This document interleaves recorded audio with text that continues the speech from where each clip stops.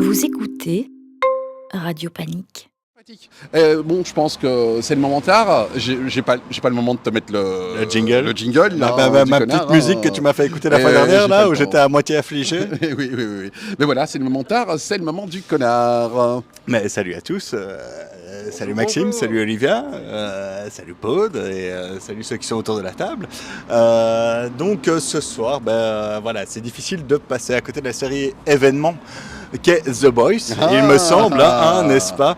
Alors, c'est un pote qui me l'a fait découvrir à l'époque en me montrant la scène d'introduction où tu vois le petit Huey qui se retrouve tout penaud avec les bras de sa gonzesse qui s'est littéralement fait défoncer par un super slip qui s'appelle A-Train ou Train A, ou ça dépend. Je vais sans doute changer les noms. IC. Enfin voilà.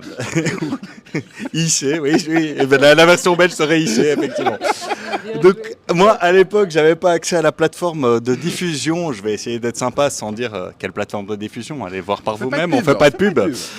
J'ai acheté toute la série de comics dont le créateur n'est autre que Garth Ennis, dont je vous ai déjà parlé dans une chronique. Je vais essayer d'être un connard modéré ce soir en ne spoilant pas trop la série pour ceux qui ne l'auraient pas vue. Et donc, je vais plutôt m'axer sur les différences entre le comics et la série de manière plus ou moins succincte. Et donc, d'abord, contre toute attente, un des premiers persos dont je vais parler, c'est le composant V, qui est pour moi un perso vraiment qui prend parti dans cette série. Et voilà, quand Butcher recrute le petit Huey dans le comics et l'envoie pour sa première version, il lui injecte du composant V dans la nuque. Et là, vous allez me dire, mais quoi connard, tu dis quoi là? Et moi là, je vous dis stop, on parle vraiment du comics. Et on parle d'un composant V raffiné qui permet juste de résister au super slip et d'être plus fort voilà, face à toute cette adversité. Quand tu parles de super slip, est-ce que les Calvin Klein sont dedans? J'ai pas encore vu un super slip Calvin Klein. Non, je pense pas, à moins qu'il soit dans une nouvelle pub Calvin Klein. J'ai pas vu. String, et donc, on n'a pas ce composant V temporaire comme Butcher va l'avoir dans la série et qui va le flinguer. Hein, ok. Au niveau de la troupe des Boys, elle est vraiment pas différente, je trouve, de la série aux comics. Et ils se ressemblent beaucoup d'un support à l'autre et on a à peu près les mêmes caractères. Alors, il y a quelques détails qui changent, comme par exemple, c'est Huey qui va porter la barbe et pas The Butcher. D'ailleurs, Huey a été fait sur Simon Pegg, qui est son père dans la série. Oui, donc, il y a quand même une filiation sur la caractérisation des personnages. Shaun of the Dead. Shaun of the Dead, Simon Pegg, si vous ne connaissez pas. Shaun of the Dead. La crème est pareille à lui-même, mais sa femme est une sale junkie et sa fille est une prostitute. Et il fait encore la tétée à sa maman, le pauvre la crème, car il a besoin de lait maternel pour survivre à cause du V qu'il a contaminé. Le français ou Frenchie est beaucoup plus violent dans les comics, mais il est tout aussi taré, et ça vraiment c'est génial. Et il prend tout autant soin de la fille de Girl, que j'aime beaucoup. C'est un couple de persos que j'aime beaucoup. Et la fille, donc Kimiko, n'a pas de nom dans le comics. Et on verra que dans le nom, dans la série, on les met un peu plus. Enfin voilà, on les met plus ensemble. Et la fille est là avant Yogi dans le truc. Elle arrive plus tard dans la série, alors que dans le comics, elle est là dans les The Boys. C'est vraiment Huey le dernier à arriver. Tu veux dire quelque chose? J'ai eu un problème avec Frenchie, en fait. Moi, je pensais qu'il était amoureux de Kimiko. Attends, on va en parler après. Voilà. Attends, on va beaucoup en parler après. Donc ces différences minimes fonctionnent vachement bien dans la série, je trouve, à part peut-être la crème qui finit par mal porter son nom par rapport aux comics où c'est justifié vu qu'il va faire des tétés à sa maman, là où ils ont transféré son addiction au lait sur Homelander dans la série. Ce qui fonctionne vachement bien aussi, hein. Mais je trouve que la crème perd son nom, en fait, et c'est juste dommage. Alors on va parler un peu des sets. Voilà. Les sets, il n'y a presque rien à dire sur Homelander parce que son portage en série est super bien fait. Là où Kripke, c'est le concepteur de la série, s'émancipe de l'œuvre d'Ennis, c'est sur d'autres super slips qui va sous-exploiter, qui va vraiment mettre en avant des trucs par rapport aux comics. Je vais prendre The Deep, le profond ou l'homme poisson, peu importe comment on l'appelle, qui est pratiquement inexistant dans le comics. Il est utilisé dans la série, par contre, pour montrer une partie des dérives sexuelles qui sont propres aux super-héros. Au super slip, notamment la gâterie qui est demandée à Stella dans la saison 1, qui est normalement demandée par Homelander, A-Train et Black Noir. alors que là c'est... Qui est de retour d'ailleurs. Quoi ? Qui est de retour. Qui est de retour, ouais. Et donc du coup j'avais un truc à dire. J'avais écrit cette chronique avant le début de la quatrième saison. Enfin j'ai repris des éléments de la chronique que j'avais écrit avant, qu'on n'a jamais enregistré. Et j'avais un truc à dire sur Black Noir et que j'ai effacé.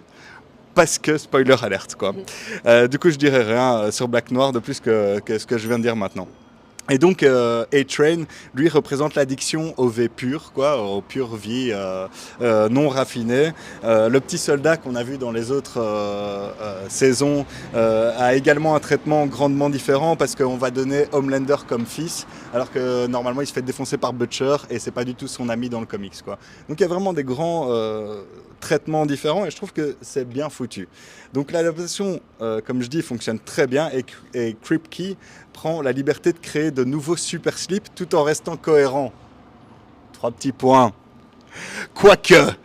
Quoique sur la dernière saison, et c'est là que je vais commencer à m'énerver en tant que connard, sur la dernière saison, il y a quelques choix des créateurs qui m'ont vraiment dérangé sur plusieurs points. Et je vais commencer par Sister Sage, qui passe littéralement un épisode. Alors il y a un épisode où elle va être assise dans son fauteuil à regarder les news, et ça m'exaspère, et alors elle est là en train de dire oui, je suis la plus intelligente du monde, et elle regarde les news en train de critiquer les gens qui sont là, tu fais ci, tu fais ça, et c'est moi qui l'ai décidé, bref, tu sers à rien, et t'es juste là, assise, et voilà, et ton costume, putain, il est pourri.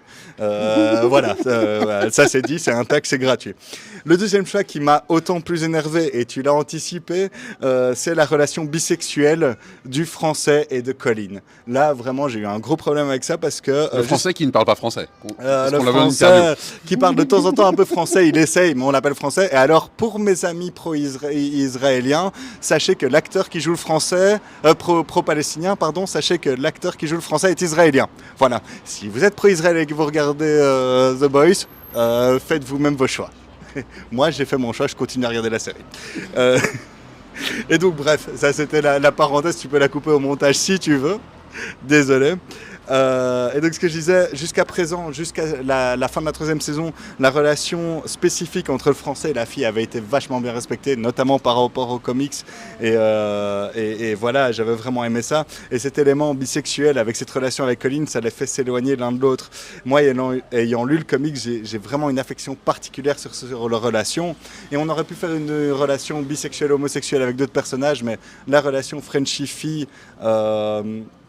qui a été bafoué par rapport à ce choix scénaristique, ça fonctionne pas et je sais même pas où il veut aller avec cet élément scénaristique qui ne sert à rien dans le scénario en plus, je trouve, ça n'amène rien au fond narratif. Donc j'ai vraiment été dérangé par ce choix et j'espère que c'est pas pour faire du DEI une fois de plus, hein, tu sais, ma glorification du DEI. Donc voilà, malgré mes réserves, et je vais finir par ça. Malgré ma réserve, la série The Boys est presque aussi excellente que les comics. Et je vous conseille les 2 versions, car c'est pas du tout les mêmes histoires.